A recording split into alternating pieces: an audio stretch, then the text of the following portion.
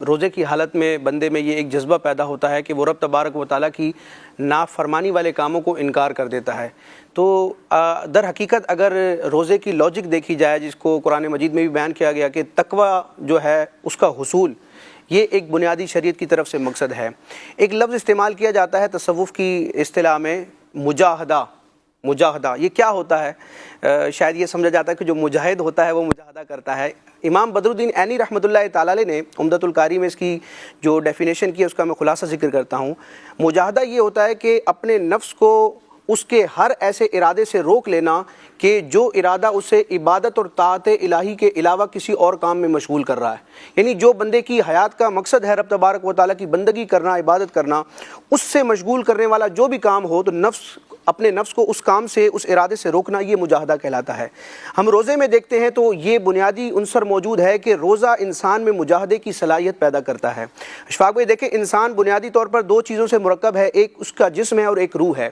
اور دین اسلام کیسا دین فطرت ہے کہ اس نے بندہ مومن اپنے ماننے والے کے جسم اور روح دونوں کی طہارت اور پاکیزگی کا اور اس کی روحانیت میں اضافے کا پورا اہتمام فرمایا ہے۔ ظاہری ناپاکی، غلاظت اور آلودگی سے پاکی حاصل کرنے کے لیے شریعت نے وضو، غسل اور طہارت کے جو بھی ظاہری اسباب ہیں ان کے احکامات بیان فرمائے ہیں۔ لیکن جو روزہ ہے نا، یہ بندے کی روح کی پاکیزگی کا سبب ہے۔ یعنی وضو اور غسل کیا کرے گا؟ بندے کو اس قابل بنائے گا کہ وہ مسجد میں جائے، وہ نماز پڑھے، وہ قرآن مجید کو ہاتھ لگائے۔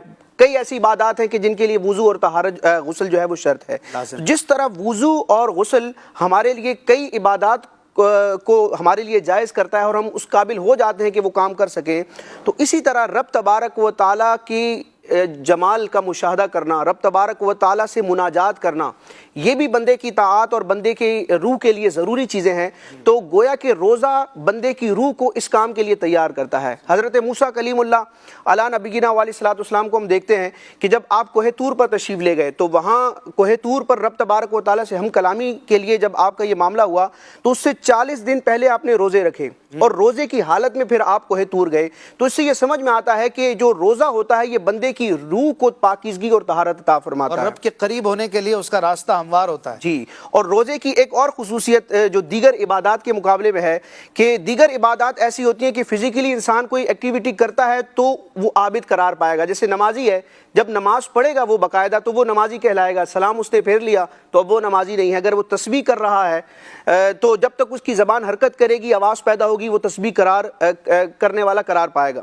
لیکن روزہ ایسی عبادت ہے کہ بندہ جب نیت کر لیتا ہے، یعنی جو اس کی ٹائم شرعی جو اس کی مقدار ہے صبح صادق سے لے کر غروب آفتاب تک، تو اب بندہ سو رہا ہو، جاگ رہا ہو، اپنا کوئی دنیاوی بظاہر کام کر رہا ہو، لیکن ہر حالت میں وہ روزہ دار ہی قرار پائے گا۔ اور یہ روزہ رب تبارک و تعالیٰ کی کس قدر اعلیٰ نعمت ہے انسان کے لیے۔ مفتی احمد یار خان نعیمی صاحب نے اس کو ذکر کیا کہ دیکھیں، نماز ہے، تسبیح ہے، سجدہ ہے، کئی ایسی عبادات ہیں جو انسان کے علاوہ دیگر مخلوقات بھی کرتی ہیں، لیکن روزہ وہ عبادت ہے جو انسانوں کے لیے خاص ہے۔ یعنی فرشتے جو ہیں وہ روزہ نہیں رکھتے، اور مفتی صاحب نے یہ بھی ذکر کیا کہ غالباً جنات بھی، ایک قول کے مطابق جنات پر بھی روزہ نہیں ہے۔ تو یہ اتنی خالص عبادت انسانوں کے لیے اللہ تبارک و تعالیٰ